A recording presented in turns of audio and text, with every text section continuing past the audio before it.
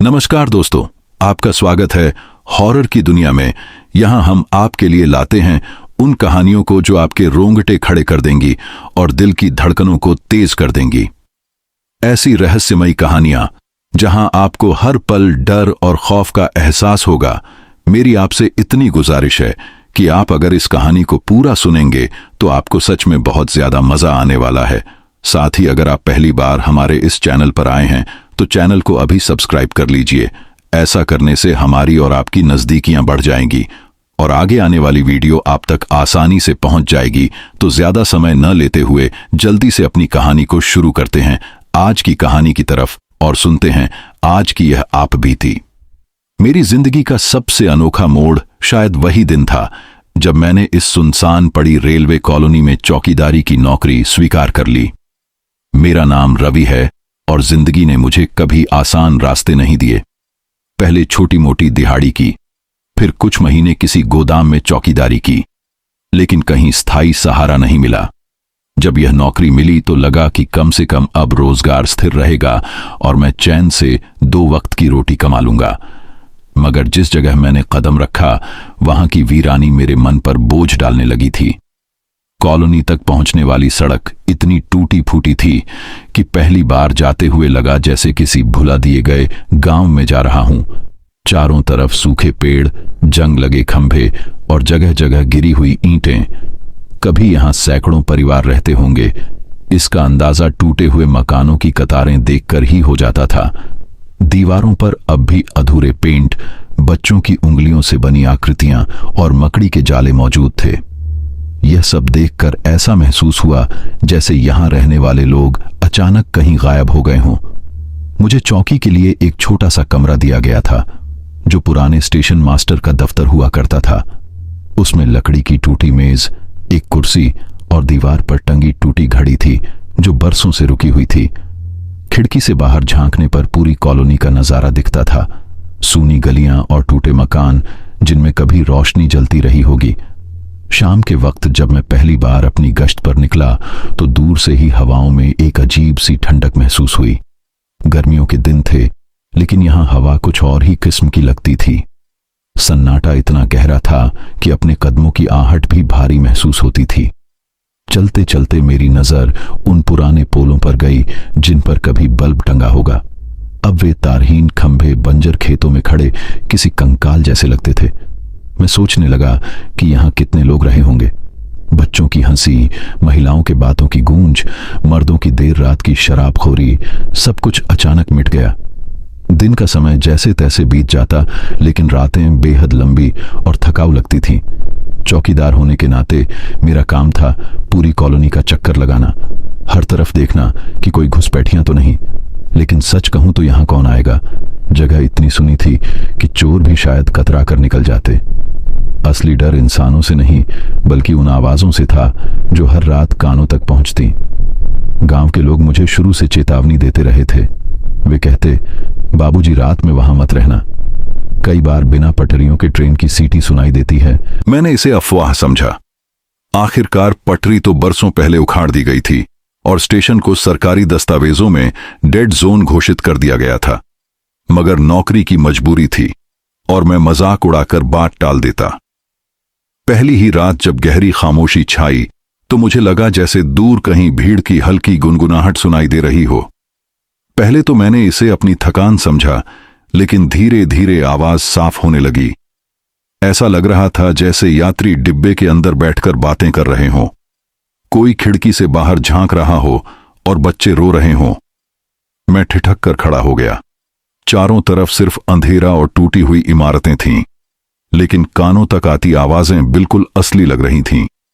एक पल को मेरे मन ने कहा कि शायद आसपास कोई मजदूर पार्टी गा रही होगी, मगर जब मैंने पूरी कॉलोनी छानी तो वहां इंसान का कोई नामो निशान नहीं था। धीरे धीरे मुझे एहसास हुआ कि यह आवाजें हर रात एक निश्चित समय पर सुनाई देती थीं, जैसे रात गहराते ही अतीत की परछाइयां लौट आती हों। मैं चौकन्ना हो जाता, लेकिन भीतर कहीं डर की ठंडी लहर दौड़ जाती। मन कहता कि यह सब मेरा वहम है, लेकिन कान गवाही देते कि वहां सचमुच कोई है। एक रात की बात है, मैं हमेशा की तरह अपनी गश्त पर था। आसमान में चांद आधा छिपा था और हवा में ठंडक पहले से ज्यादा महसूस हो रही थी। कॉलोनी के बीचों बीच पहुंचते ही अचानक मुझे अजीब सी गड़गड़ाहट सुनाई दी। यह आवाज उसी तरह की थी जैसी ट्रेन के लोहे के पहिए पटरियों पर चलते समय करते हैं। मेरा दिल जोर से धड़कने लगा। मैंने तुरंत टॉर्च उठाई और आवाज की दिशा में बढ़ा। सामने एक पुराना लोहे का फाटक था जो कभी रेलवे कॉलोनी को स्टेशन से जोड़ता होगा। फाटक आधा जंग लगा और टूटा हुआ था, मगर उसी दिशा से गूंज आती रही। जब मैंने करीब पहुंचकर ध्यान से सुना तो साफ सुनाई दिया कि यह ट्रेन की गूंज है। पहियों की चरमराहट, डिब्बों की हलचल और इंजन की सीटी। मैं हड़बड़ा गया और फाटक के पार देखने की कोशिश की। वहां सिर्फ खाली जमीन थी जहां अब कोई पटरी मौजूद नहीं थी। लेकिन तभी मेरे पैरों के नीचे अजीब हरकत हुई। मैंने महसूस किया कि जमीन गर्म है। नीचे झुककर देखा तो एक छोटा सा लोहे का टुकड़ा मिट्टी से बाहर निकला हुआ था। वहीं पुरानी पटरी का हिस्सा, और वह छूने पर किसी तपते लोहे की तरह गर्म लग रहा था। मैंने पीछे हटना चाहा, लेकिन पैरों में जैसे ताकत ही नहीं रही। कानों में गड़गड़ाहट और सीटी की आवाज तेज होती गई। एक पल को लगा कि अगर आंखें बंद करूंगा तो शायद पूरा इंजन मेरे सामने से गुजर जाएगा। लेकिन जब मैंने हिम्मत करके आंखें खोली तो वहां सिर्फ वीरानी थी। रात करीब 2 बजे का समय रहा होगा। मैं थक कर चौकी पर लौटने ही वाला था कि अचानक दूर से वहीं आवाज आई, ट्रेन की सीटी। इस बार यह और भी पास से गूंजी, इतनी साफ कि मुझे यकीन हो गया कि कोई ट्रेन सचमुच इस ओर आ रही है। मैं तुरंत पुराने ट्रैक की तरफ भागा, मगर वहां तो सिर्फ झाड़ियां थीं और जमीन में गड़ा टूटा फूटा लोहा। चारों तरफ सन्नाटा पसरा था। तभी हवा का रुख बदल गया और ठंडक इतनी बढ़ गई कि मेरी सांसें धुंध बनकर सामने दिखने लगीं। मेरे हाथ कांपने लगे। अचानक ऐसा लगा जैसे जमीन के नीचे कंपन हो रहा हो, जैसे भारी इंजन ट्रैक पर दौड़ रहा हो। मैंने झुककर कान लगाया। वहां सच में रेल की परियों जैसी गड़गड़ाहट सुनाई दे रही थी। मेरा दिल सहम गया। आंखों के सामने कोई ट्रेन नहीं, पर जमीन के नीचे पूरी ताकत से चलती हुई आवाज। मैं घबराकर पीछे हटा। तभी बाएं कान के पास से एक और सीटी गूंजी, इस बार इतनी तेज कि मैंने झटके से कान ढक लिए। मैं पसीने से भीग गया था, जबकि हवा बर्फ जैसी ठंडी थी। दूर तक नजर दौड़ाई, लेकिन मैदान में सिर्फ वीरानी थी। उस पल मुझे लगा शायद यह सब जगह का धोखा है या फिर मेरे दिमाग का खेल। पर दिल के किसी कोने में एक डर गहराने लगा। क्या यह कॉलोनी अब भी उन आवाजों की गिरफ्त में है जो कई दशक पहले यहां गूंजती थीं? मैं बुरी तरह थका हुआ चौकी पर पहुंचा और कुर्सी पर बैठ गया। लग रहा था जैसे मैंने कई मील दौड़ लगाई हो।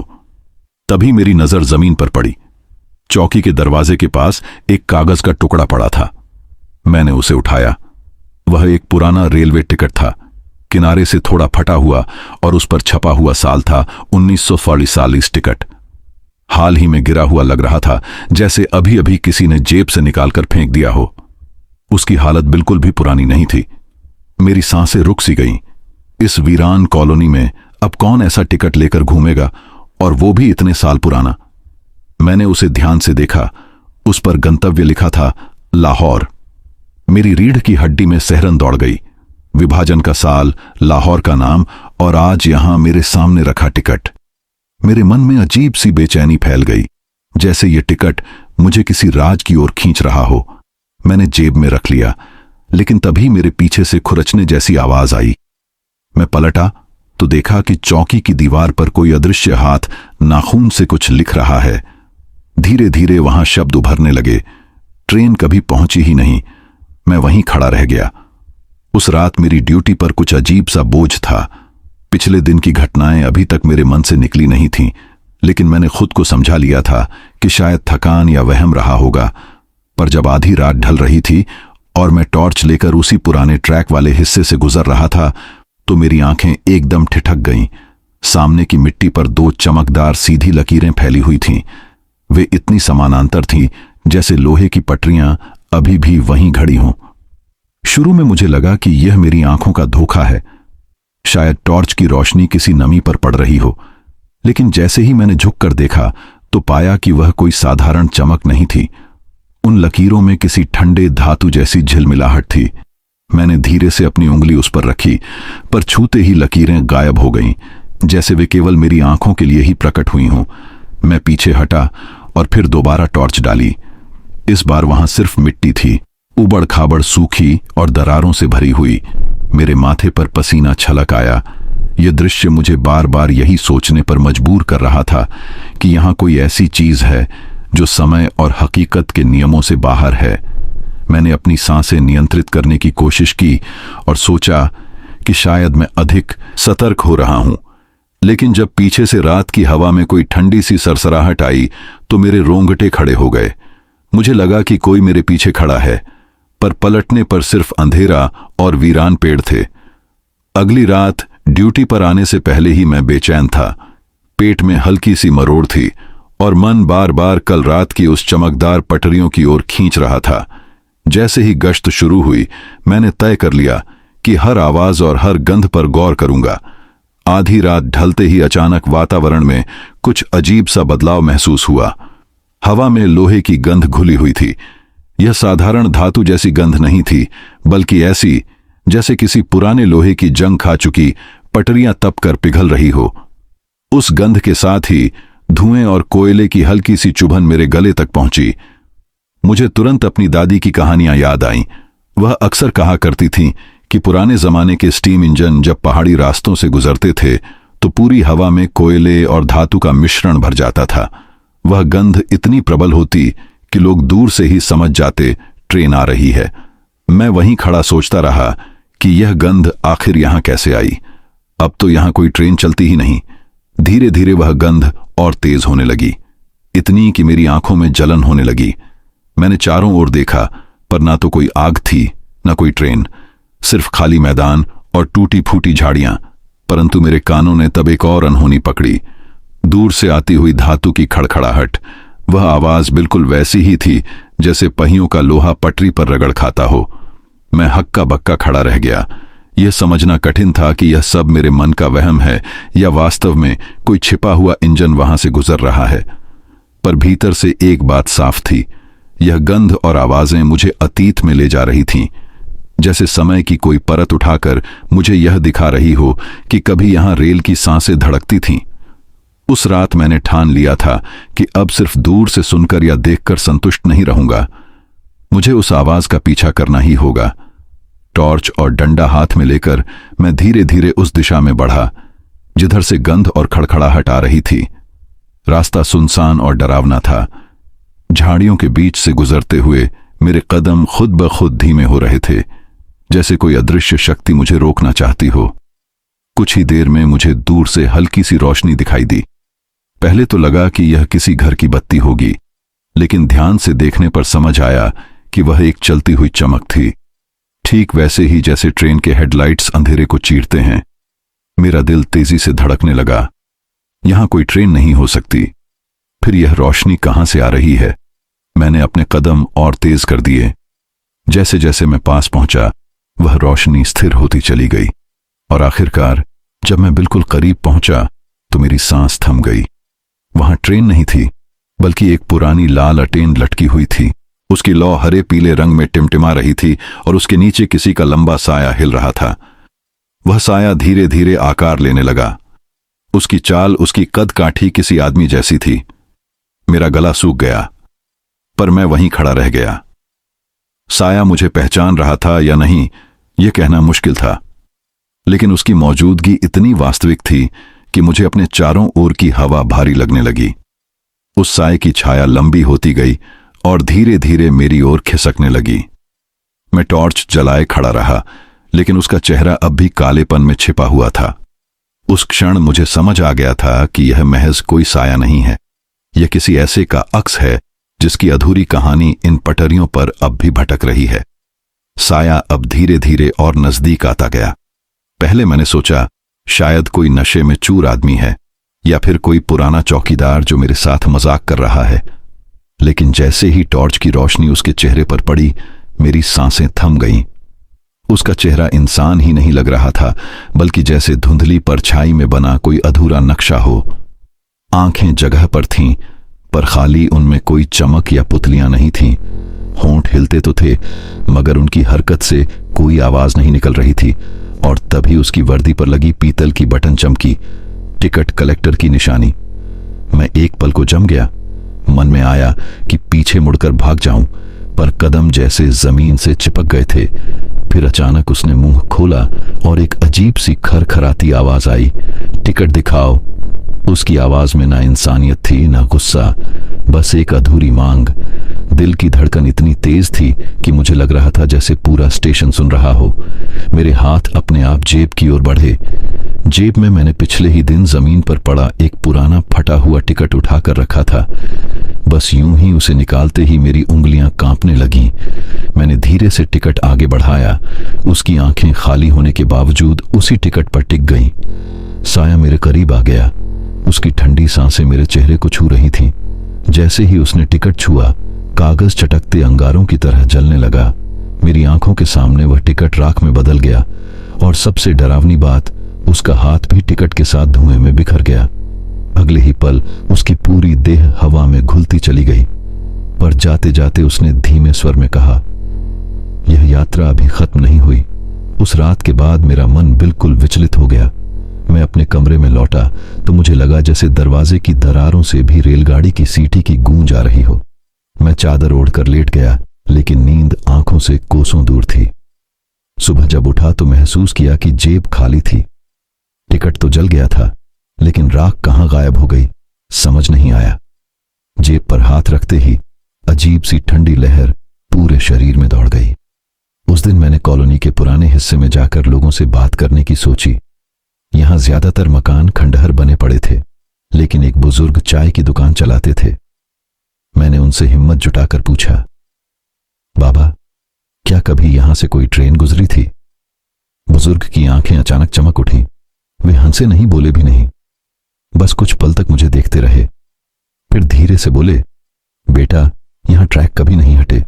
यहां की पटरियां खुद ब खुद आती जाती हैं। रात में उनका खेल चलता है। मैं सिहर उठा। उन्होंने आगे कहा, पिछली बार भी एक चौकीदार यहां तैनात था। उसने भी वही देखा जो तू देख रहा है, लेकिन एक रात वह भी गायब हो गया। लोग कहते हैं कि वह ट्रेन के साथ ही चला गया। तीसरी रात थी। आसमान में बादल उमड़े हुए थे और हवा ठंडी परतों में चेहरे को काटती हुई निकल रही थी। चौकी पर अकेले बैठते हुए मुझे यह एहसास हो चुका था कि यह ड्यूटी केवल रात बिताने का नाम नहीं थी। यहां कोई ऐसी ताकत थी जो किसी को चैन से बैठने नहीं देती। रात के करीब 11 बजे जब मैंने अपनी लालटेन उठाई और पटरियों की तरफ गया, तो मुझे पहली बार महसूस हुआ कि मैं अकेला नहीं हूं। हवा में एक अजीब भारीपन था, जैसे कोई मेरे हर कदम पर निगरानी कर रहा हो। पटरियों पर पहुंचते ही मेरी नजर सामने झाड़ियों के पीछे हिलती छायाओं पर पड़ी। वो इंसानी शक्लों जैसी लग रही थी, लंबे हाथ, टेढ़े कंधे और पतली टांगे, लेकिन उनमें आवाज या सांस का कोई नामोनिशान नहीं था। न पांव की आहट, न कपड़े की सरसराहट। मैंने लाल अटेन ऊंची की तो देखा कि वे सब एक ही दिशा में खड़ी थीं, बिल्कुल स्थिर, मानो किसी आदेश की प्रतीक्षा कर रही हो। उनकी निगाहें पटरियों के उस हिस्से पर थीं जहां से अक्सर ट्रेन की आवाज सुनाई देती थी। मेरे गले से लार निगलना मुश्किल हो गया। मैं सोच रहा था, क्या यह इंसान है या किसी अनदेखी ताकत की परछाइयां। जैसे ही मैंने थोड़ा आगे कदम बढ़ाया, उनमें से एक छाया हिली। वो धीरे धीरे मेरी ओर मुड़ी। उसका चेहरा नहीं था, बस एक खाली काला गड्ढा जहां आंखें और मुंह होना चाहिए था। मैं पीछे हटने ही वाला था कि अचानक दूर से पटरियों पर धातु के टकराने की आवाज आई। ट्र ट्र ट्र मेरे कान खड़े हो गए। वो छाया एकदम शांत होकर उसी ओर देखने लगी। मुझे महसूस हुआ कि कुछ आने वाला है, और यह मेरी जिंदगी की सबसे डरावनी रात की शुरुआत थी। आवाज धीरे धीरे नजदीक आती गई। हवा में पटरियों के कंपन की थरथराहट महसूस होने लगी। मुझे अपनी सांस तक भारी लग रही थी। और फिर सामने से एक ट्रेन प्रकट हुई, पर वो ट्रेन वैसी नहीं थी जैसी मैंने कभी देखी हो। उसके डिब्बे धुंधले और जर्जर थे। लोहे की चादरें जगह जगह उखड़ी हुई थीं। खिड़कियों के शीशे टूटी दरारों से भरे थे और हर खिड़की से धुंधली पीली रोशनी झांक रही थी। मैंने लालटेन ऊंची की तो साफ देखा। अंदर यात्री बैठे थे, पर उनके चेहरे किसी जीवित इंसान के जैसे नहीं थे। उनकी त्वचा पीली, खोखली और झुर्रीदार थी। आंखों में कोई चमक नहीं थी, सिर्फ गहरा धुंधलापन। मेरी रीढ़ की हड्डी तक ठंडी लहर दौड़ गई, जब मुझे एहसास हुआ कि वे सब मुझे देख रहे हैं। सैकड़ों जोड़ी आंखें एक साथ बिन पलक झपकाए मेरी तरफ। मेरा दिल धक धक करता हुआ सीने से बाहर आने को था। मैंने नजरें हटानी चाहीं, लेकिन उनकी निगाहें चुंबक की तरह मुझे खींच रही थीं। ट्रेन धीरे धीरे और पास आती गई। उसकी सीटी दर्द भरे विलाप जैसी थी। पटरियों के साथ घिसटती हुई वह मेरे सामने आकर रुक गई। मैंने गौर किया, ट्रेन के डिब्बे पुराने जमाने के थे, जैसे किसी संग्रहालय से निकाले गए हों, लेकिन उनकी हालत देखकर लगा जैसे यह ट्रेन बरसों से नहीं चली। फिर भी आज मेरे सामने थी। अंदर बैठे चेहरे हिल भी नहीं रहे थे, बस उनकी आंखें मेरे ऊपर जमी थीं। और उसी पल मुझे लगा, ये ट्रेन इंसानों की नहीं, आत्माओं की है। मेरे पैरों के नीचे जमीन कांप रही थी। सीटी की गूंज से कान सुन्न हो चुके थे। ट्रेन धीरे धीरे रुकी और जैसे ही धातु की आवाज थमी, सामने वाले डिब्बे का दरवाजा चर्रर की भयानक आवाज के साथ अपने आप खुल गया। वो दरवाजा मानो मुझे बुला रहा हो। अंधेरे के बीच वहां से पीली रोशनी छनकर बाहर आ रही थी और अंदर से ठंडी हवा का झोंका मेरे चेहरे से टकराया। मेरा दिल तेजी से धड़कने लगा। पसीना हथेलियों से बह रहा था। मैं सोच रहा था, क्या अंदर जाऊं या भाग जाऊं, लेकिन जैसे कोई अदृश्य ताकत मुझे खींच रही थी। मैंने कांपते कदमों से दरवाजे के पास जाकर झांका। डिब्बे के भीतर कदम रखने से पहले ही मेरी सांसें अटक गई थीं। बाहर से यह जजर लग रहा था, लेकिन अंदर का नजारा मेरी कल्पना से कहीं अधिक भयानक था। लकड़ी की बेंचों पर लोग बैठे थे। किसी के हाथ में अखबार था जो पन्ना पलटे बिना स्थिर था। किसी की आंखें खिड़की पर जमी थीं, जैसे बाहर कुछ देख रहे हों। उनके चेहरे जिंदा इंसानों जैसे थे, पर उनमें हलचल नहीं थी। मैं कुछ पलों तक जड़ होकर देखता रहा। तभी मेरी नजर सामने वाली सीट पर बैठी एक बच्ची पर पड़ी। उसकी छोटी बंधी थी। गोरे चेहरे पर अजीब पीला रंग था। उसकी आंखें मुझसे मिली और वह धीरे से खड़ी हुई। उसके होठों से शब्द निकले, अंकल हमें घर ले चलो। उस आवाज में मासूमियत थी, लेकिन उसमें एक अजीब सर्दपन भी खुला था।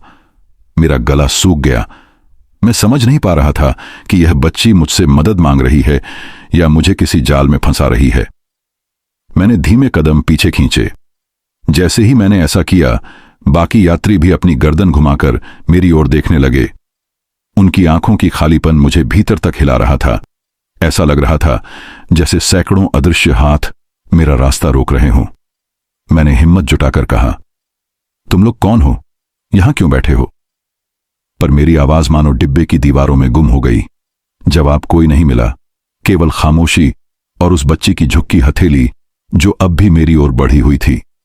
मेरी रीढ़ में सिहरन दौड़ गई। मैंने तेजी से कदम पीछे खींचे और डिब्बे से बाहर निकलने की कोशिश की। तभी डिब्बे का दरवाजा अपने आप बंद होने लगा। मैंने जोर से धक्का दिया और किसी तरह बाहर कूद गया। जैसे ही मैं बाहर आया, ट्रेन की सीटी कान फाड़ू आवाज के साथ गूंज उठी। वह आवाज इतनी तेज थी कि मेरे कानों में सनसनाहट भर गई।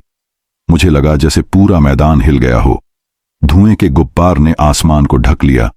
मेरे चारों ओर सब कुछ धुंधला हो गया। मैं घबराकर पीछे हट गया और देखा कि ट्रेन धीरे धीरे गायब हो रही है।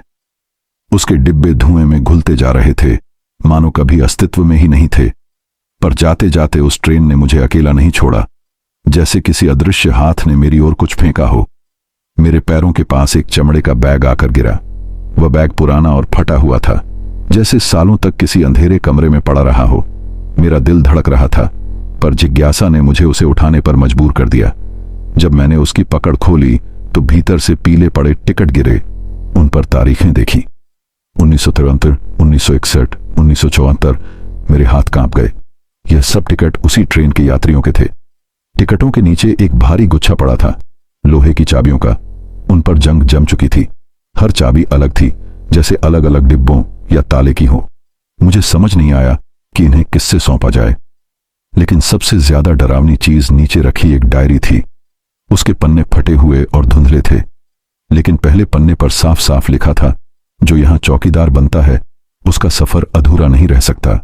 यह शब्द पढ़ते ही जैसे किसी ने मेरी गर्दन पर हाथ रख दिया हो। मेरा शरीर शून्य हो गया। मुझे याद आया, मैंने ही इस स्टेशन पर चौकीदार की नौकरी स्वीकार की थी। क्या इसका मतलब यह था कि अब मैं भी उसी अधूरे सफर का हिस्सा बनने वाला हूं? डायरी मेरे हाथ में कांप रही थी। मैंने पन्ने पलटने की कोशिश की, पर जैसे जैसे आगे बढ़ा मेरी सांसें और भारी होने लगी। उसमें लिखा था कि हर चौकीदार जिसने इस जगह काम किया उसे इस ट्रेन का सामना करना पड़ा। उनमें से कुछ लापता हो गए, कुछ की लाशें पटरी के पास मिली। आखिरी नोट में लिखा था, जिस दिन ट्रेन तुम्हें बुलाएगी उस दिन तुम्हारे पास दो ही रास्ते होंगे, या तो उसमें सवार हो जाओ या हमेशा के लिए इस धरती पर फंसे रहो। मैंने डायरी बंद कर दी। मेरे हाथ पसीने से भीग चुके थे। बैग को उठाकर मैं चौकी की ओर दौड़ा। रास्ते भर ऐसा लग रहा था जैसे कोई मेरे पीछे चल रहा हो। अंधेरे में सूखी पत्तियों की सरसराहट सुनाई देती, पर जब पीछे मुड़कर देखता तो कुछ नहीं होता। चौकी पर पहुंचते ही मैंने बैग को मेज पर पटक दिया और हाँफते हुए बैठ गया। मेरी आंखों के सामने बार बार वही बच्ची का चेहरा घूम रहा था। अंकल, हमें घर ले चलो। रात कटने का नाम नहीं ले रही थी। बाहर कभी सीटी की गूंज सुनाई देती तो कभी डिब्बों की खड़खड़ाहट, जैसे ट्रेन मेरे चौकी के चारों ओर चक्कर लगा रही हो। मैंने सोचा कि क्या सच में किसी इंसान को यह सब दिखाई दे सकता है, या यह जगह ही ऐसी है जो अपने शिकार चुनती है। सवेरे तक मैं बैग, चाबियों और डायरी को घूरता रहा। सूरज की रोशनी के साथ सब कुछ सामान्य दिखने लगा, लेकिन भीतर का डर और गहरा गया था। मुझे अब यकीन हो गया था कि यह सिर्फ चौकीदारी की नौकरी नहीं थी, बल्कि एक श्राप था जिससे निकलना शायद अब नामुमकिन हो चुका था। मैंने अलमारी से उठाई हुई डायरी को धीरे धीरे खोला। उसका कवर पीलेपन से भरा हुआ था और कोनों पर कीड़े ने हल्का सा कुत्ता डाला था। पन्नों से धूल झड़कर मेरी उंगलियों में चिपकने लगी। ऊपर मोटे अक्षरों में नाम लिखा था, रामलाल चौकीदार। मेरे हाथ कांप गए। ये वही चौकीदार था जिसके बारे में कॉलोनी के बुजुर्ग अक्सर दबी आवाज में बातें करते थे, पर कभी खुलकर कुछ नहीं कहा। मैं अपनी टॉर्च जलाकर उस पर झुक गया। डायरी का पहला पन्ना किसी सामान्य चौकीदार की ड्यूटी के विवरण से भरा था। किस तारीख को कौन सा गश्त हुआ, किस घर के ताले चेक किए, कौन सी बत्ती बुझी मिली। सब कुछ साधारण सा लगा, लेकिन जैसे जैसे आगे बढ़ता गया लिखावट बदलती चली गई। रामलाल ने 1947 की तारीखों में अचानक कुछ अजीब बातें दर्ज की थीं। उसने लिखा था कि आजादी के ठीक बाद के महीनों में कॉलोनी के पास से एक ट्रेन गुजरी थी। उस ट्रेन में लोग थे, लेकिन मंजिल तक वह ट्रेन कभी पहुंची ही नहीं। डायरी में लिखा था, आज रात पटरियों से सिटी की आवाज आई, पर स्टेशन पर कोई गाड़ी नहीं रुकी। मैंने देखा कि धुंध के बीच एक ट्रेन धीरे धीरे खड़ी हो गई। उसमें बैठे यात्री खिड़कियों से झांक रहे थे, पर उनमें से कोई इंसान जैसा नहीं लगा। उनके चेहरे मानो राख से ढके हों। मैंने शब्द कई बार पढ़े ताकि समझ पाऊं कि कहीं मैंने गलत तो नहीं समझा, लेकिन नहीं, यही लिखा था। आगे उसने उल्लेख किया कि कॉलोनी के चारों ओर का इलाका तभी से वीरान हो गया। लोग इस जगह को छोड़कर चले गए क्योंकि रात में अजीब अजीब आवाजें सुनाई देती थीं। डायरी में उसने यह भी लिखा कि कई बार उसने किसी को उस ट्रेन से उतरकर जमीन पर चलते देखा था, लेकिन वे कभी इंसान की तरह हिलते डुलते नहीं थे। उनकी चाल कठोर थी, मानो वे जीवित ना होकर किसी परछाई की तरह जमीन पर खिसकते हो। पन्ने पलटते हुए मेरी सांसें भारी होती चली गईं। मैं सोच रहा था कि क्या यह सब उसकी कल्पना थी या सच में कुछ ऐसा हुआ था। मैं कई बार अपने आप से कह रहा था कि यह बस एक बूढ़े चौकीदार की घबराई हुई कल्पना है, लेकिन दिल की धड़कनें मानने को तैयार नहीं थीं। मैंने डायरी का अगला हिस्सा पढ़ना शुरू किया। यहां लिखावट और अधिक तिरछी और कांपती हुई थी। शब्दों में डर साफ झलक रहा था। रामलाल ने लिखा था कि वह ट्रेन केवल एक बार नहीं बल्कि बार बार दिखाई देती थी। उसका कहना था कि हर बार जब वह गश्त पर निकलता तो आधी रात के बाद सीटी बजती और दूर से डिब्बों की परछाई दिखती, लेकिन पटरियों तक पहुंचने पर वहां सिर्फ काली धुंध बजती। एक पन्ने पर उसने साफ लिखा था, यह ट्रेन रुकी हुई थी और उसके भीतर बैठे लोग खामोश होकर मुझे घूर रहे थे। मैंने साहस करके डिब्बे का दरवाजा खोला। भीतर खाली बेंचें थीं, पर हवा भारी और सीली हुई थी। मुझे लगा मानो किसी ने मेरी गर्दन पकड़ ली हो, पर जब पीछे मुड़ा तो कुछ नहीं था। उसकी लिखी पंक्तियों ने मेरी रीढ़ में सिहरन भर दी। मैं अपने कमरे में अकेला बैठा था। बाहर सन्नाटा पसरा हुआ था। कभी कभी रात की ठंडी हवा खिड़की से अंदर आकर पन्नों को हिलाती और मुझे लगता कि डायरी खुद मुझे पढ़वा रही है। रामलाल ने लिखा था कि इस ट्रेन की वजह से ही पूरी कॉलोनी धीरे धीरे खाली होती चली गई। पहले एक परिवार गया, फिर दूसरा, और फिर देखते देखते पूरा इलाका भूतहा कहलाने लगा। उसने यह भी दर्ज किया था कि कई बार उसने उस ट्रेन से उतरकर किसी को अपने दरवाजे पर खड़ा पाया। वे लोग दरवाजा खटखटाते पर खोलने पर वहां कुछ नहीं होता। पढ़ते पढ़ते मैं भूल गया था कि यह महज कागज पर लिखी बातें हैं। ऐसा लग रहा था मानो मैं उसी समय उस भयावह रात में मौजूद हूं। मेरी हथेलियां पसीने से भीग गईं और टॉर्च की रोशनी हल्की कांपने लगी। मेरे मन में सवाल उठ रहा था, क्या यह वही ट्रेन है जिसे मैंने भी देखा था? अगर हां, तो इसका मतलब यह श्राप अब भी जिंदा है। मैंने पन्ने पलटे और वहां एक और खुलासा दर्ज था। रामलाल ने लिखा था कि यह श्राप किसी आम इंसान के लिए नहीं, बल्कि हर उस चौकीदार के लिए था जो इस कॉलोनी की रखवाली करता। उसने कहा था, मैं भागना चाहता हूं, पर यह जगह मुझे जाने नहीं देती। हर चौकीदार को यह ट्रेन दिखती है। ये जैसे हमसे कोई अधूरी ड्यूटी पूरी करवाना चाहती है। जब तक हम इसे सुरक्षित विदा नहीं करते, तब तक हमारी ड्यूटी खत्म नहीं होती। ये पंक्तियां पढ़ते ही मेरे दिमाग में तूफान मच गया। तो क्या इसका मतलब है कि मेरे यहां आने से पहले भी चौकीदार रहे होंगे जिन्होंने यही सब सहा होगा? और क्या अब बारी मेरी है? ये सोचकर मेरी सांसें रुक सी गई। रामलाल ने आगे लिखा था कि उसने कई बार कोशिश की उस ट्रेन के यात्रियों से बात करने की, पर हर बार वे मौन रहे। उसने लिखा, उनकी आंखें धुंधली और खाली हैं। मैं उनसे पूछता हूं कि उन्हें कहां जाना है, पर कोई जवाब नहीं मिलता, बस खामोश चेहरों का समुद्र। उसने यह भी कहा कि जब तक वह ट्रेन को उसके गंतव्य तक नहीं पहुंचा देगा, उसे चैन नहीं मिलेगा, पर वह खुद नहीं समझ पा रहा था कि वह गंतव्य कहां है। डायरी की लिखावट को पढ़ते पढ़ते मेरी आंखें अचानक उस आखिरी पन्ने पर टिक गईं जहां शब्द अधूरे थे। वहां लिखा था, अगर मैं असफल रहा तो अगला चौकीदार, और उसके बाद केवल धुंधले से धब्बे थे, जैसे किसी ने जानबूझकर उस हिस्से को मिटा दिया हो।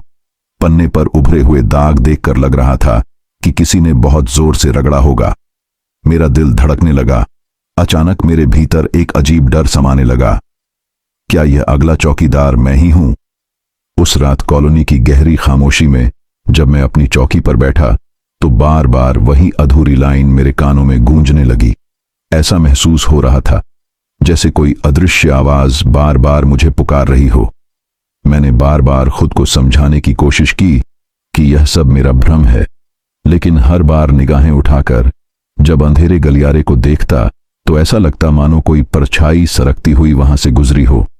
मैंने डायरी को अपनी जेब में रखा और टॉर्च लेकर कॉलोनी के पिछले हिस्से की ओर चला गया। हवा में एक अजीब सी ठंडक घुली हुई थी।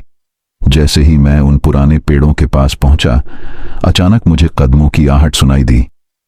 पहले लगा कि कोई चोर घुस आया है, लेकिन जैसे ही टॉर्च का प्रकाश उस दिशा में गया, वहां कोई नहीं था, लेकिन जमीन पर गीले पैरों के निशान बने हुए थे, जैसे किसी ने अभी अभी वहां से गुजरा हो। मेरा गला सूखने लगा। मैं पीछे लौटा तो देखा कि डायरी खुद ब खुद मेरी जेब से बाहर निकलकर जमीन पर गिर चुकी थी। मैंने उठाने की कोशिश की, पर जैसे ही हाथ बढ़ाया, हवा के तेज झोंके ने उसके पन्नों को पलटना शुरू कर दिया। पन्ने लगातार घूमते रहे और वही अधूरी लाइन फिर से मेरे सामने आ गई। इस बार रोशनी में साफ दिखा कि धुंधले शब्दों के पीछे हल्की सी उकेरण थी, जैसे कोई नाम लिखा हो। मैंने अपनी आंखें पास लाकर देखा। हल्की सी लकीरों में उकेरा था। अजय मेरा नाम देखकर मेरी सांस अटक गई। उस रात जब मैं बिस्तर पर लेटा तो नींद आने का नाम ही नहीं ले रही थी। आंखें बंद करते ही वही अधूरी लाइन और मेरा नाम मेरे दिमाग में घूमने लगा। थोड़ी देर बाद न जाने कब नींद आ गई, लेकिन सपने में जो कुछ हुआ उसने मेरी आत्मा तक हिला दी। मैंने खुद को एक पुराने डिब्बे के अंदर पाया। खिड़कियां टूटी हुई थीं और चारों तरफ अंधेरा पसरा हुआ था। अचानक मुझे सीटों पर बैठे यात्रियों के साए दिखाई देने लगे। वे सब मुझे घूर रहे थे। धीरे धीरे उनकी शक्लें साफ हुईं। चेहरों पर खून, कपड़ों पर जले हुए दाग और आंखों में गहरी पीड़ा। उनमें से एक औरत ने कांपती हुई आवाज में कहा, आज हमें मंजिल तक पहुंचा दो। उसके बाद पूरा डिब्बा गूंज उठा। अजय, अजय, अजय! मैं घबराकर भागने की कोशिश करने लगा, लेकिन दरवाजा बंद था। अचानक सब यात्री मेरे पास आने लगे। उनका स्पर्श बर्फ जैसा ठंडा था। वे मुझे पकड़कर सीट पर बैठाने लगे। तभी मुझे एहसास हुआ कि ट्रेन चलने लगी है। बाहर झरोखों से सन्नाटा और अंधेरे का मैदान दौड़ता जा रहा था। मुझे लगा मानो मैं हमेशा के लिए इस ट्रेन में कैद हो जाऊंगा। मैंने चीखकर खुद को छुड़ाने की कोशिश की। तभी तेज सीटी की आवाज हुई और पूरा दृश्य बिखर गया। मेरी आंख खुल गई। मैं पसीने से तरबतर था और सीने में जोर जोर से सांसें चल रही थीं। कमरे में इधर उधर देखा तो पाया कि डायरी मेरे सामने खुली हुई पड़ी है, उसी पन्ने पर जिस पर मेरा नाम लिखा था।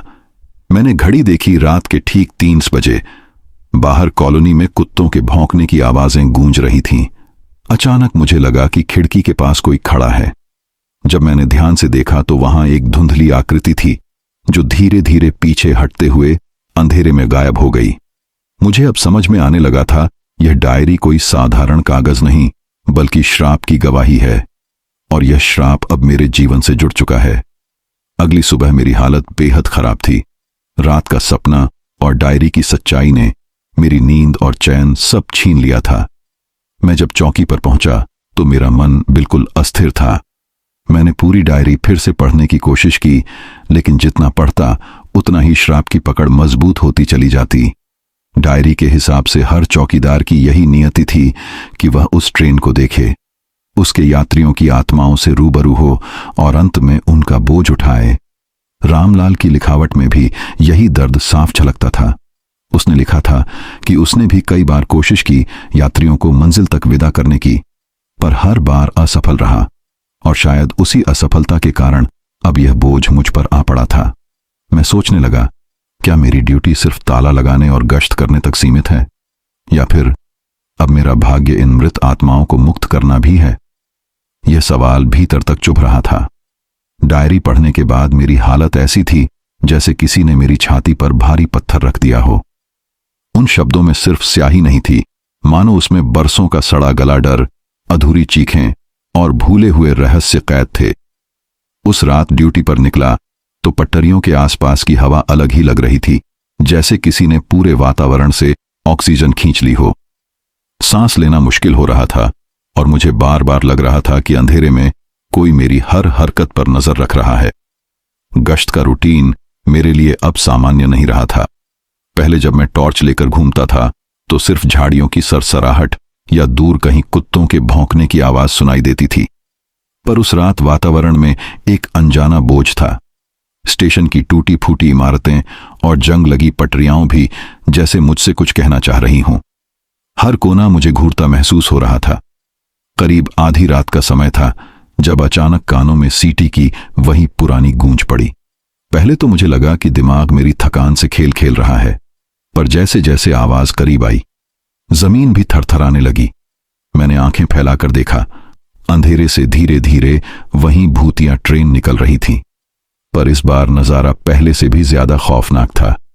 डिब्बों के धुंधले शीशों पर छाया हिल रही थी। शुरुआत में लगा कि यह मेरी कल्पना है, लेकिन फिर साफ दिखाई दिया कि अंदर मौजूद आकृतियां अपने हाथों से शीशों पर चोट कर रही हैं, लगातार बेताबी से, जैसे कोई डूबता आदमी पानी से बाहर निकलने की कोशिश करता है। उनके चेहरे धुंध में धुंधले थे, पर उनके हाव भाव मुझे भीतर तक हिला रहे थे। उनकी उंगलियां शीशे पर खुरच खुरच कर निशान बना रही थीं। हर खटखटाहट मेरे सीने पर चोट जैसी लग रही थी। मुझे महसूस हुआ कि यह अब केवल डराने के लिए नहीं था, यह लोग अंदर से निकलना चाहते थे। उनका हर वार, हर दस्तक मेरी आत्मा को चीर रही थी। मैं पटरियों पर स्थिर खड़ा बस यह दृश्य देखता रहा। पैर इतने भारी हो चुके थे कि हिलना भी मुश्किल था। मेरे भीतर का चौकीदार, जो ड्यूटी निभाने के लिए हमेशा तैयार रहता था, इस समय एक डरे हुए इंसान में बदल चुका था। मैंने अपने कान बंद करने की कोशिश की, पर आवाजें इतनी गूंजदार थीं कि भीतर तक समा गईं। मेरी टॉर्च अचानक बुझ गई और चारों तरफ अंधेरा भर गया। सिर्फ वही भूतिया ट्रेन और उसकी भयावह रोशनी बाकी रह गई।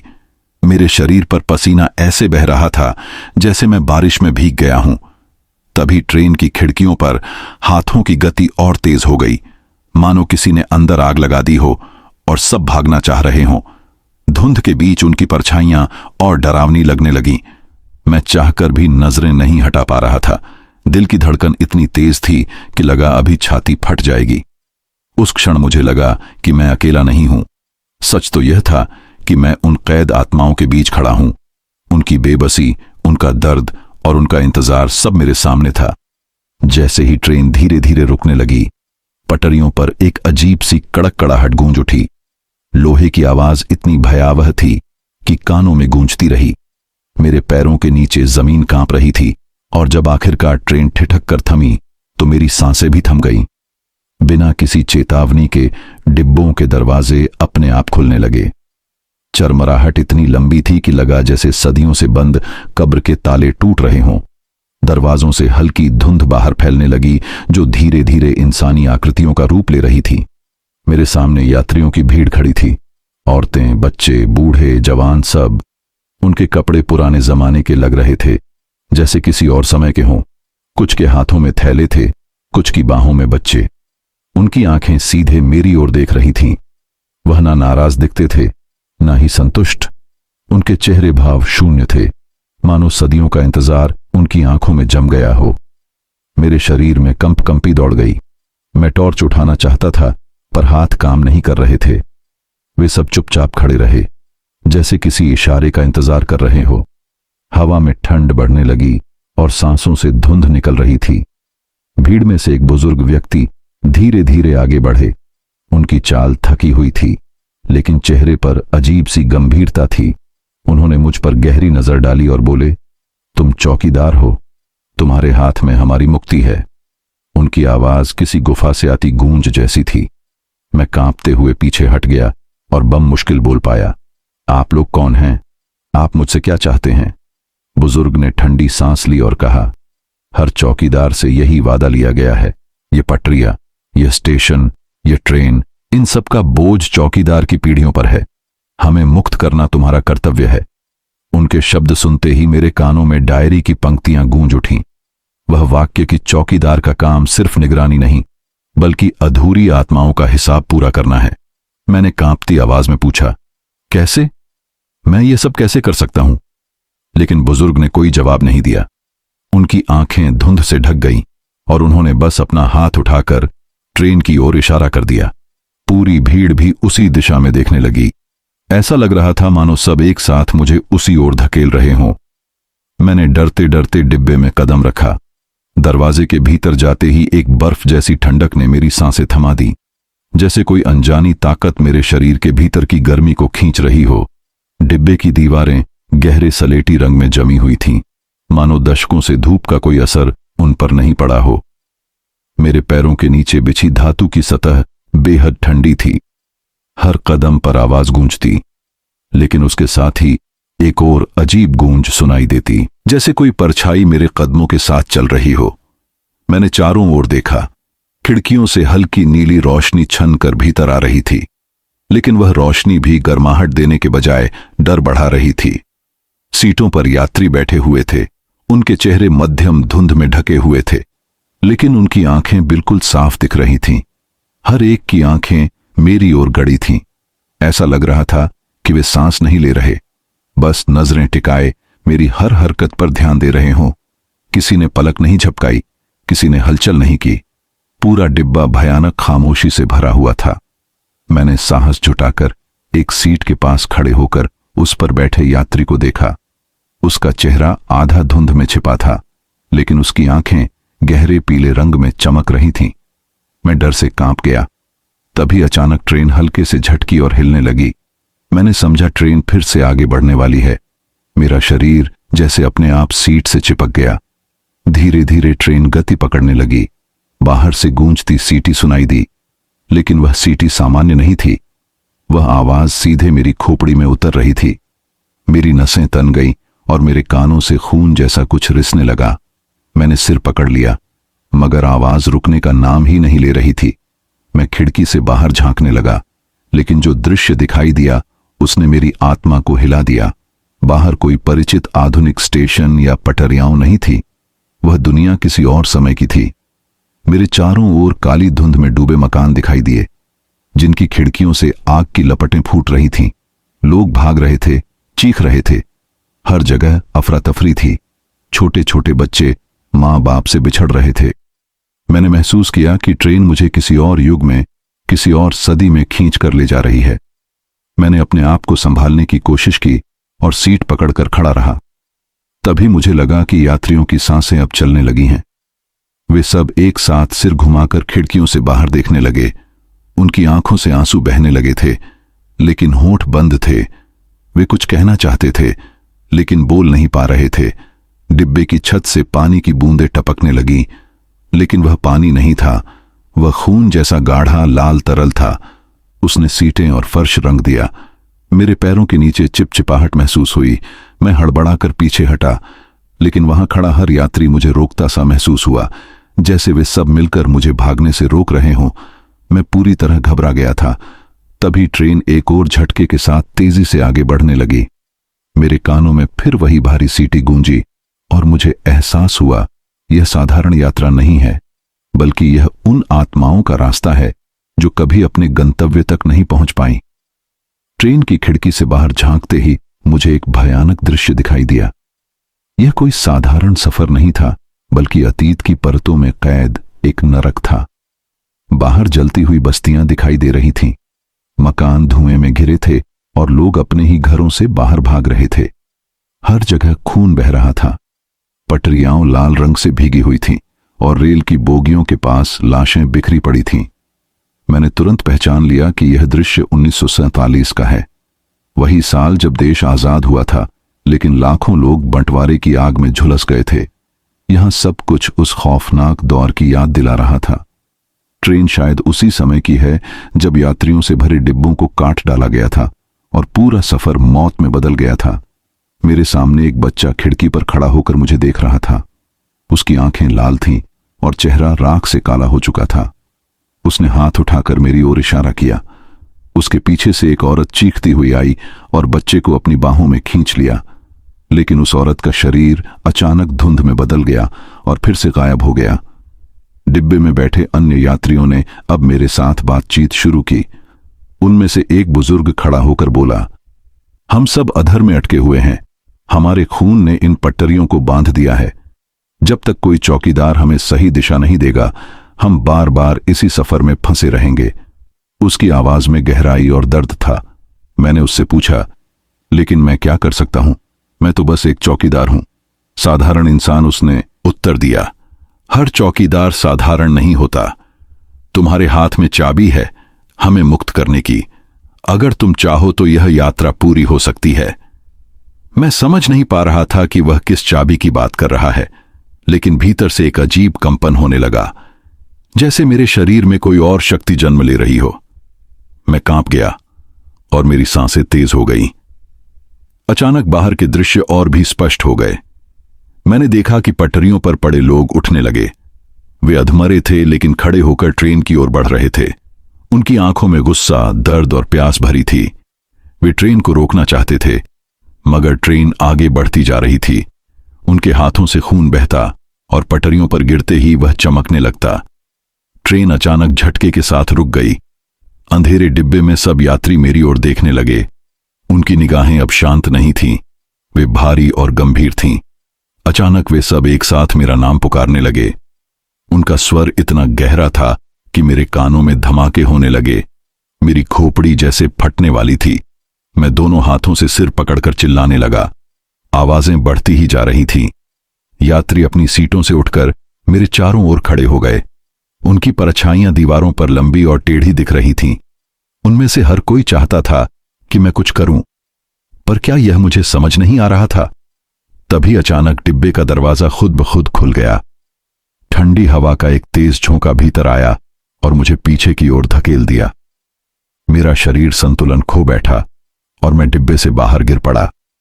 जमीन पर गिरते ही मेरे सिर में चोट लगी और मेरी चेतना डगमगाने लगी। कुछ देर बाद जब मैंने आंखें खोली तो मैं प्लेटफॉर्म पर पड़ा था। चारों ओर सन्नाटा था, न कोई ट्रेन, न कोई यात्री। सब कुछ सामान्य लग रहा था, लेकिन मेरी सांसें तेज थीं और दिल की धड़कनें अभी भी बाहर फटने को थीं। मैंने देखा कि मेरे बगल में वही पुरानी डायरी खुली पड़ी थी। अजीब बात यह थी कि उसका पन्ना खुद खुलकर वहीं अटक गया था जहां लिखा था, सिटी के कैदी तभी मुक्त होंगे जब चौकीदार उनका रास्ता पूरा करेगा। यह पढ़कर मेरी रीढ़ में सेंध दौड़ गई। अब मुझे साफ समझ आने लगा था कि यह सब माया नहीं है, यह सच है और मेरी भूमिका इस कहानी में बहुत बड़ी है। लेकिन सवाल यह था कि उनका रास्ता कौन सा है और मैं उसे कैसे पूरा करूंगा। मैंने डायरी उठाई और उसे सीने से लगा लिया। मेरी आंखों के सामने अब बार बार वही दृश्य घूम रहे थे, खून से लथपथ पटरियां, रोते हुए यात्री और वह खौफनाक सीटी। मैंने तय किया कि अब भागने का कोई फायदा नहीं। अगर मुझे चैन चाहिए तो मुझे उनकी मुक्ति का रास्ता ढूंढना ही होगा। डायरी के आखिरी कुछ पन्नों ने मुझे गहरे झक छोड़ दिया था। उनमें साफ साफ लिखा था कि ट्रेन को अमृतसर से सीधे लाहौर के लिए रवाना होना था, लेकिन उस समय की राजनीतिक और सांप्रदायिक परिस्थितियों ने सब कुछ बिगाड़ दिया। फाइलों और अखबारों की कतरनों में भी यही दर्ज था कि ट्रेन को अचानक आधे रास्ते में रोकना पड़ा था। वहां हजारों लोग फंसे हुए थे जिन्हें पाकिस्तान की तरफ भेजने का वादा किया गया था, मगर हालात इतने बिगड़ गए कि ट्रेन आगे नहीं जा सकी। रेल कर्मी और सुरक्षा कर्मी सब अपने अपने प्राण बचाने में लग गए और डिब्बों में भरे यात्रियों की पुकार अनसुनी रह गई। मैं रेलवे कॉलोनी के पुराने दफ्तर में बैठा उन फाइलों को पढ़ रहा था। पुरानी स्याही की गंध और पीले पड़ चुके पन्ने मुझे जैसे उस दौर में ले जा रहे थे। मुझे एहसास हुआ कि यह केवल ट्रेन का रुक जाना नहीं था, बल्कि हजारों उम्मीदों का रुक जाना था। उन लोगों ने अपने गांव, अपने घर, अपनी जमीन सब कुछ छोड़ दिया था, सिर्फ इस विश्वास में कि ट्रेन उन्हें सुरक्षित ले जाएगी। मगर वादा अधूरा रह गया। शायद इसी अधूरे वादे ने उन आत्माओं को बांध रखा है। मैं सोचने लगा, क्या यही वजह है कि आज भी उनकी परछाइयां यहां मंडराती हैं? क्या यही कारण है कि हर रात पटरियों पर वही सिसकियां सुनाई देती हैं? मैं उस समय तक यह मानने लगा था कि मेरी भूमिका महज एक चौकीदार की नहीं है। मुझे सच्चाई को सामने लाना होगा, नहीं तो यह आत्माएं कभी मुक्त नहीं होंगी। डायरी में एक और पंक्ति ने मुझे रुला दिया। हमने वादा किया था कि उन्हें लाहौर पहुंचाएंगे, लेकिन ट्रेन यहीं थम गई और उसके साथ ही उनकी जिंदगियां भी। यह पढ़ते ही मेरा मन कांप उठा। मुझे लगा जैसे दीवारों से किसी की आवाज आ रही हो, हमें मंजिल तक पहुंचा दो। उस रात जब मैं गश्त पर निकला तो हवा असामान्य रूप से ठंडी थी। पटरियों पर चांदनी ऐसी पड़ रही थी जैसे किसी ने चांदी बिछा दी हो। दूर से वही पुरानी ट्रेन दिखाई दी, कालिक से भरी भूत जैसी खड़ी हुई। लेकिन इस बार कुछ अलग था। मुझे महसूस हुआ कि वह ट्रेन मुझे देख रही है, मुझे बुला रही है। मेरे कदम अपने आप उसकी तरफ बढ़ने लगे। जब मैं इंजन के पास पहुंचा तो दिल की धड़कन इतनी तेज थी कि कानों में गूंज रही थी। अचानक इंजन के दरवाजे पर एक छाया उभरी। वह कोई आम इंसान नहीं था। कोयले से सना हुआ एक ड्राइवर जिसकी आंखें अंधेरी रात में भी धधकते अंगारों जैसी लाल चमक रही थीं। उसका चेहरा धुएं से काला पड़ा था, मगर भाव इतने कठोर थे कि रीढ़ की हड्डी में सनसनी दौड़ गई। उसने मेरी तरफ घूरते हुए गूंजदार आवाज में कहा, आखिर तू आ ही गया, तू ही वो है जो हमें आगे ले जा सकता है। उसकी आवाज में आदेश भी था और विनती भी। मैं पसीने से तरबतर हो गया। उसने एक भारी भरकम लोहे का हैंडल मेरी तरफ बढ़ाया। उसके हाथ छूते ही मैंने जलन महसूस की, जैसे अंगार पकड़ लिया हो। वह बोला, यह इंजन तब तक नहीं चलेगा जब तक कोई जिंदा आदमी इसे ना चलाए। तू हमारी आखिरी उम्मीद है। मेरे मन में डर और जिज्ञासा दोनों साथ साथ उमड़ रहे थे। क्या वाकई मुझे यह करना चाहिए? मगर उसी समय डिब्बों से आती हुई धीमी सिसकियों ने मुझे विवश कर दिया। वह कराहती आवाजें जैसे कह रही थीं, हमें मंजिल तक पहुंचा दो। मैंने कांपते हाथों से हैंडल पकड़ लिया। तभी इंजन की सीटी इतनी जोर से बजी कि पूरी कॉलोनी गूंज उठी। ड्राइवर की आंखें अंगारों की तरह चमक उठीं। उसने मेरी ओर झुककर पूछा, क्या तू इंजन चला सकता है? उसके लहजे में चुनौती भी थी और धमकी भी। मेरे भीतर से आवाज आई कि अगर मैंने इनकार किया तो शायद मैं भी इन आत्माओं की तरह हमेशा के लिए यहीं अटक जाऊंगा। मैंने हिम्मत जुटाकर धीरे से सिर हिला दिया। उसी पल उसने जोर से मेरी हथेली पकड़कर लोहे का हैंडल थमा दिया। जैसे ही मेरा हाथ उस लोहे के हैंडल पर पड़ा, मैंने अपने भीतर कुछ अजीब होता महसूस किया। ऐसा लग रहा था मानो मेरी नसों में खून नहीं बल्कि आग बह रही हो। इंजन की गड़गड़ाहट मेरे सीने के भीतर गूंजने लगी थी, पर यह सामान्य ध्वनि नहीं थी, यह किसी पुराने युग की पुकार थी। मेरी आंखों के सामने जो दृश्य था वह तेजी से बदलने लगा। कॉलोनी के आधे टूटे फूटे मकान, खाली गलियों और जंग लगी पटरियां सब गायब होने लगीं। उनकी जगह मिट्टी की सड़कों और लाल अटैन से रोशन पुराने घरों ने ले ली। एक पल को लगा कि मैं सपना देख रहा हूं, मगर चारों तरफ से आती आवाजें बच्चों के रोने की, औरतों के चीखने की और पुरुषों के शोर मचाने की, ये सब मुझे बता रही थी कि मैं किसी और कालखंड में पहुंच चुका हूं। मेरे सामने वही ट्रेन खड़ी थी, लेकिन अब वह टूटी फूटी नहीं बल्कि बिल्कुल नई और भरी हुई थी। खिड़कियों में से चेहरे झांक रहे थे, किसी की आंखों में उम्मीद तो किसी की आंखों में भय। महिलाएं बच्चों को सीने से चिपकाए बैठी थीं, बुजुर्ग अपने गठरी पकड़े थे, वे सब जैसे कहीं सुरक्षित पहुंचने का इंतजार कर रहे थे। मैंने अपने पैरों को देखा, मेरे नीचे की जमीन मिट्टी और कोयले की धूल से भरी थी। आसमान में हल्की लाल आभा थी, जैसे सूरज अभी अभी डूबा हो। उस माहौल में एक अजीब बेचैनी थी। ड्राइवर मेरे पास खड़ा था, उसकी आंखें अब और भी भयावह लग रही थीं। उसने बिना मेरी ओर देखे कहा, यह अधूरी यात्रा है, तुझे इसे पूरा करना होगा। उसकी आवाज में आदेश था, सवाल की कोई गुंजाइश नहीं। मैं हक बकाकर खड़ा रहा, मगर भीतर से एक अनजानी ताकत मुझे आगे बढ़ने पर मजबूर कर रही थी। मेरे कदम अपने आप इंजन के कंट्रोल की ओर बढ़े। मशीन की हर लीवर, हर बटन, हर हैंडल जैसे मुझे पहचान रहे थे। मैं इंजीनियर नहीं था, न कभी ट्रेन चलाई थी, लेकिन सब कुछ मेरे हाथों में सहज लग रहा था, जैसे यह काम मेरा ही हो। मैंने हल्के से हैंडल को आगे धकेला तो पहियों ने जमीन को खुरचते हुए चीख मारी। सीटी की आवाज इतनी लंबी और तेज थी कि मेरी आत्मा कांप उठी। पूरा गांव जैसे उस सीटी से सहम गया हो। धीरे धीरे ट्रेन आगे बढ़ी। खिड़कियों से झांकते लोग घबराए हुए दिखे, मगर उनकी आंखों में आशा की एक झलक थी। मेरे कानों में उनकी फुसफुसाहटें गूंजने लगीं, हमें पहुंचा दो, हमें पार ले चलो। हर आवाज मेरे दिल पर भारी पड़ रही थी। मुझे लग रहा था कि मैं केवल इंजन नहीं चला रहा, बल्कि सैकड़ों बेजुबान आत्माओं की उम्मीद का बोझ भी उठा रहा हूं। मगर तभी एक अजीब घटना घटी। बाहर का दृश्य बदलने लगा। पहले मिट्टी के रास्ते, फिर बंजर खेत और अचानक चारों तरफ लाशों से भरा मैदान। जली हुई झोपड़ियां, टूटे हुए सामान और खून से लाल पगडंडी। खिड़कियों से चीखें उठीं। मुझे लगा मैं रुक जाऊं, मगर इंजन अपने आप तेज होता जा रहा था। मेरे दिल की धड़कन इतनी बढ़ गई थी कि मुझे लग रहा था मैं कभी भी बेहोश हो सकता हूं। लेकिन कोई अदृश्य शक्ति मुझे थामे हुए थी। ड्राइवर ने मेरी ओर देखा, उसके होंठ हल्की मुस्कान में खुले थे। उसने कहा, अब तू जानता है कि यह रास्ता कहां जाता है। उसकी बात सुनकर मेरी रूह कांप उठी। ट्रेन की गति अचानक धीमी पड़ गई। इंजन हिचकोले खाने लगा, जैसे किसी अदृश्य दीवार से टकरा गया हो। मैं घबराकर हैंडल घुमाने लगा, लेकिन मशीन जवाब नहीं दे रही थी।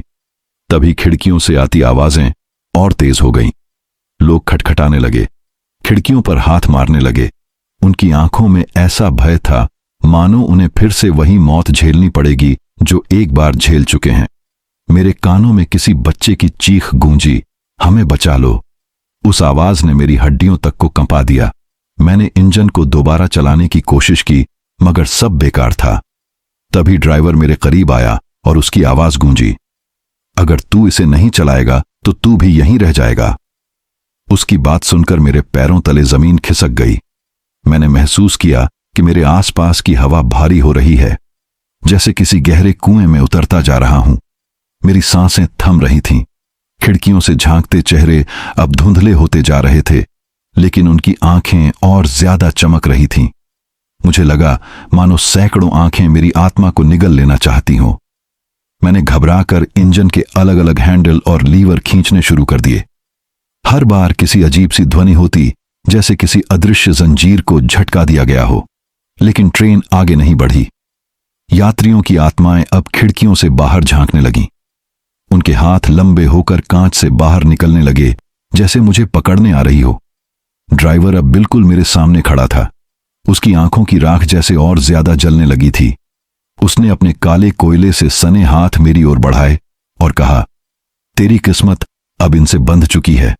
या तो इंजन चलाओ या इनके बीच शामिल हो जाओ। मैं कांप रहा था। मेरा पूरा शरीर पसीने से भीग चुका था। मैंने अपनी आखिरी ताकत जुटाकर फिर से हैंडल पकड़ा। जैसे ही मैंने उसे पूरी ताकत से घुमाया, इंजन अचानक गरज उठा। पहियों ने जमीन पर इतनी जोर से दस्तक दी कि मुझे लगा धरती फट जाएगी। खिड़कियों से आती चीखें अचानक थम गईं। यात्रियों के चेहरे शांत हो गए, मानो उन्हें यकीन हो गया कि सफर आगे बढ़ेगा। ट्रेन धीरे धीरे फिर आगे बढ़ने लगी। मैंने चैन की सांस ली, लेकिन दिल अभी भी डर से कांप रहा था। मुझे समझ नहीं आ रहा था कि मैं वाकई कुछ कर रहा हूं या यह सब एक भयावह भ्रम है। लेकिन एक बात साफ थी, मैं अब इस यात्रा का हिस्सा बन चुका था। ट्रेन की सीटी ने इतनी लंबी और भयानक आवाज निकाली कि मेरी आत्मा हिल गई, और अगले ही पल सब कुछ जैसे धुंधला होने लगा। खिड़कियों से झांकते यात्री गायब होने लगे। उनके चेहरे धुएं की तरह हवा में घुल गए। इंजन, पटरियाओं, आसपास का पुराना गांव सब धीरे धीरे मिटने लगा। जब मैंने आंखें खोली तो खुद को उसी कॉलोनी की वीरान पटरी पर पाया। चारों तरफ वही सन्नाटा पसरा था, वहीं टूटी बेंच और जंग लगे खंभे। लेकिन इस बार सब कुछ पहले जैसा नहीं था। मेरे कपड़े राख और कोयले की धूल से सने हुए थे, मानो मैं वाकई उस इंजन को चला चुका हूं। मेरे हाथ कांप रहे थे और सीने में अब भी वही धड़कन गूंज रही थी। मैंने जेब में हाथ डाला तो कुछ भारी महसूस हुआ। बाहर निकाला तो मेरी आंखें फटी की फटी रह गईं। वह एक टिकट था, पुराना, पीला पड़ चुका, मगर साफ अक्षरों में लिखा था लाहौर जंक्शन। मेरे पूरे शरीर में सेंध दौड़ गई। यह टिकट मेरी जेब में कैसे आया? मैंने इसे कब लिया? मैंने आसपास देखा, मगर कोई नहीं था। हवा में अब भी हल्की सी कोयले की गंध फैली हुई थी। मुझे ऐसा लग रहा था जैसे मैं अब इस रहस्य का हिस्सा बन गया हूं। यह अधूरी यात्रा शायद मुझसे ही पूरी होगी। मैं वहीं पटरी पर बैठ गया। टिकट को देखते देखते मुझे एहसास हुआ कि यह केवल एक कागज नहीं बल्कि एक वचन है, उन आत्माओं का वचन जो अब भी लाहौर तक पहुंचने की राह देख रही हैं।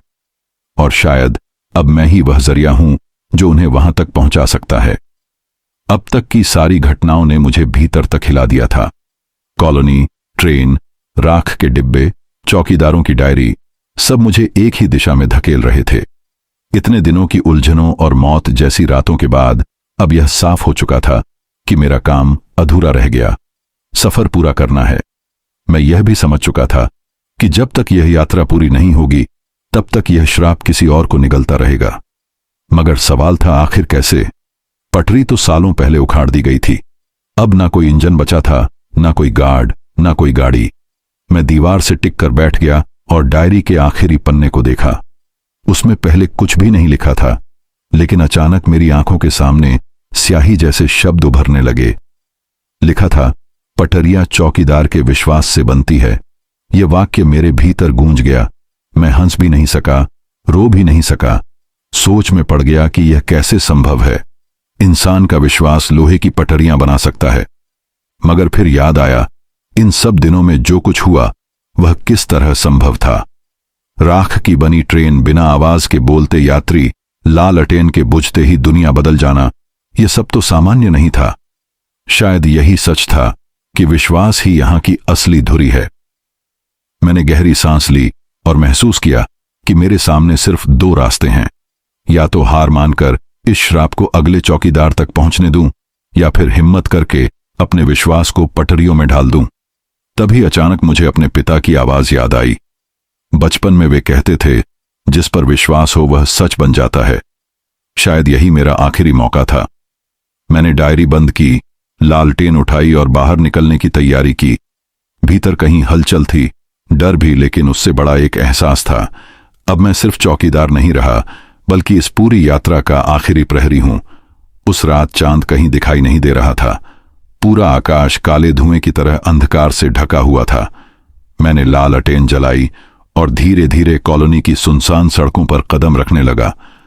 हवा अजीब भारी थी, जैसे किसी अनजानी उम्मीद का बोझ लिए चल रही हो। हर बार जब मैं पैर उठाता और आगे रखता तो मेरे पीछे से लोहे की पटरी जैसी चमकती लकीर दिखाई देती।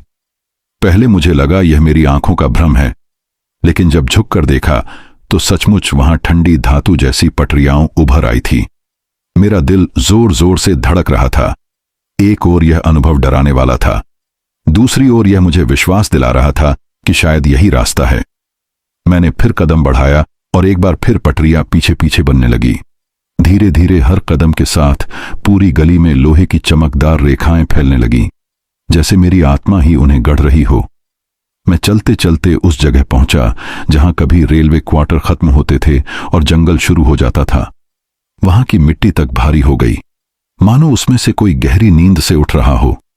मैंने पसीने में भीगी हथेली से लालटेन को कसकर पकड़ लिया और आगे बढ़ता रहा।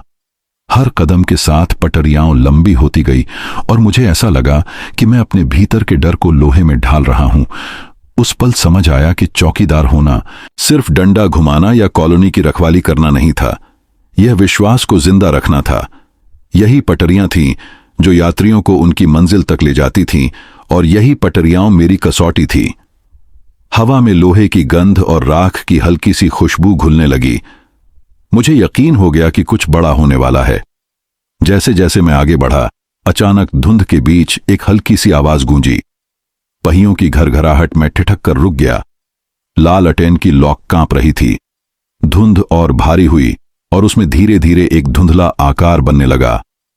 कुछ ही पलों में वह आकार इंजन का रूप लेने लगा। काला लोहे से बना लेकिन राख की परत से ढका हुआ इंजन।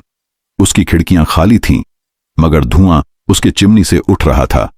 मैं अवाक खड़ा था।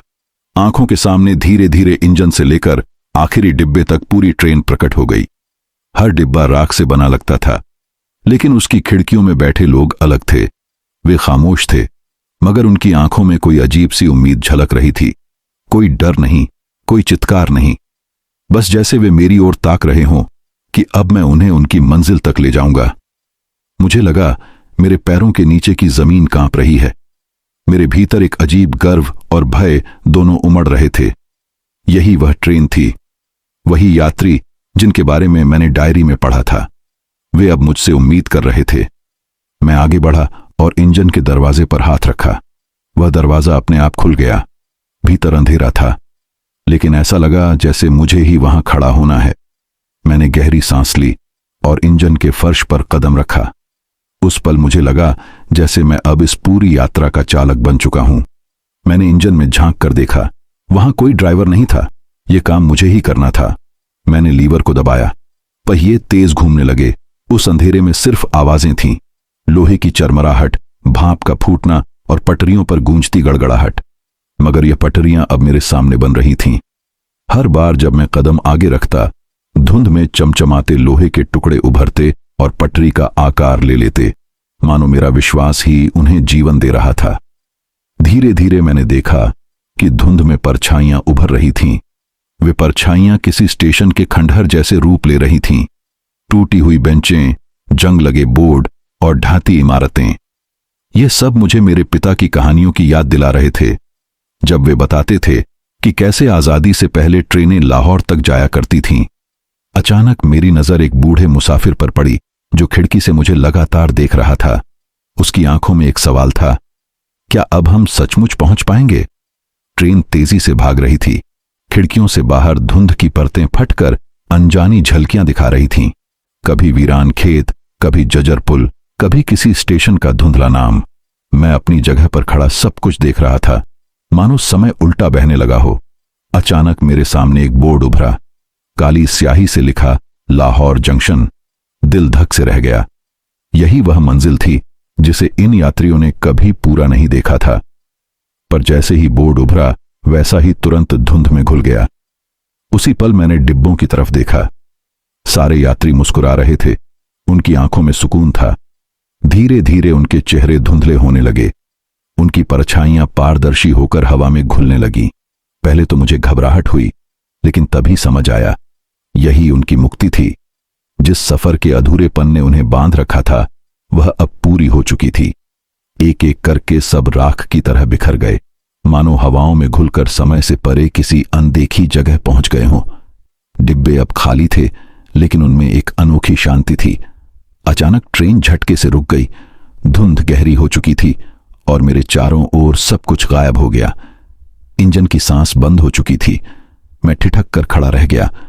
फिर देखा कि रेल की पटरियां भी गायब हो रही थीं मानो कभी थी ही नहीं। मुझे लगा मैं किसी अधूरे सपने के बीच खड़ा हूं।